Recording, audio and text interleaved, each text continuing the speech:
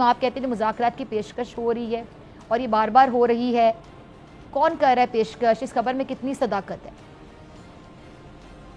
بہت شکریہ، بڑی نوازش، بڑی مہربانی۔ پہلی بات تو یہ ہے کہ ہم نے ہمیشہ یہ بات کی کہ اگر اسٹیبلشمنٹ سے بھی بات ہوگی تو آئین اور قانون کے اندر رہ کر ہوگی، نمبر 1۔ نمبر 2 یہ ہے کہ سیاسی ان جماعتوں سے بات ہوگی جو کہ رول آف لا کے اوپر بات کرتے ہیں، یا رول آف لا کے اوپر قائم ہے، یا رول آف لا کے لیے وہ فائٹ کر رہے ہیں۔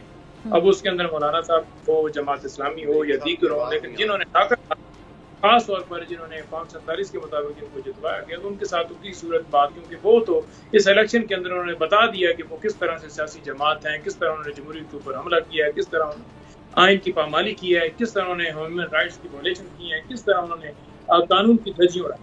لہٰذا ان سے بات نہیں ہو سکتی، بات صرف نہیں ہو سکتی جہاں پر میں نے آپ کے سامنے رکھ دیا پولیٹیکل جماعتوں سے یا وہاں پر۔ تو اس کے علاوہ تو کوئی ایسی بات نہیں ہے جو سبسکرائب کریں اور بیل دبائیں تاکہ کوئی خبر رہ نہ جائے۔